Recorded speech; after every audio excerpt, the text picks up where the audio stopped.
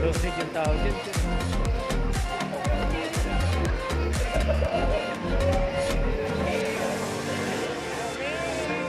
La la la la la. La. Katiklan po.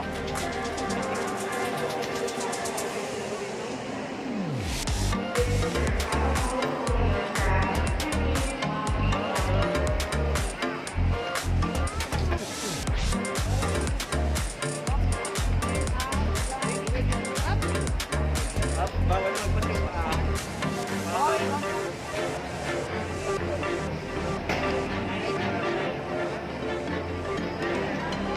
Ayan, so we're going to on the dito entrance na po.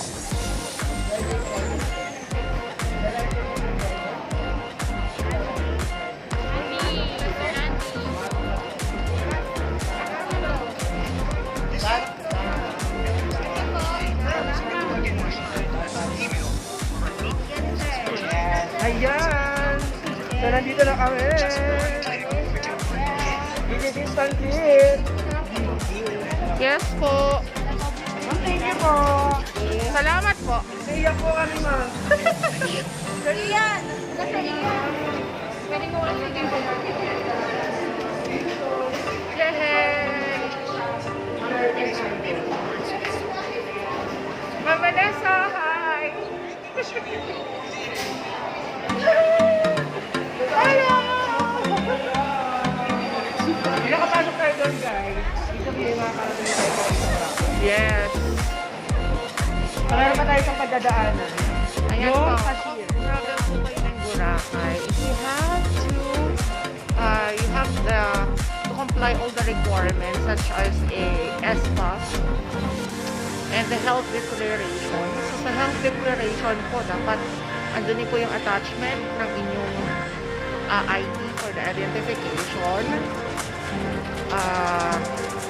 the vaccination card, and the vaccine certificate. So if ever po na hindi pa po kayo na-vaccinan, is kailanganin po is yung swab test po within 72 hours before the flight. So you have to apply and submit on the tourist Boracay para po sila po yung tao nito. Sila po yung mag-approve ng inyong entry papuntang Katiklan. So yun po yung kanilang process. So mamaya-maya our flight will be 11:55. Ayan, kasama ko po yung aking mga trabaho. Yan po yung mga faculty and staff.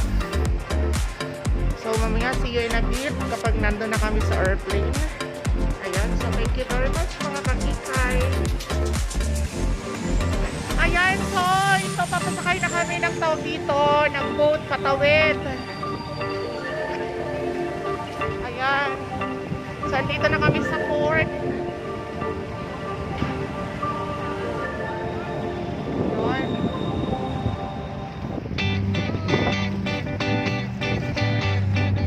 Pasakay na kami. Dalian mo!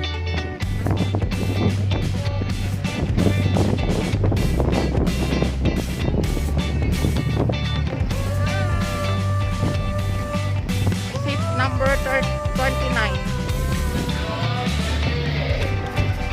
Good afternoon. Hi po! 29. Good morning! Hi po! Oo.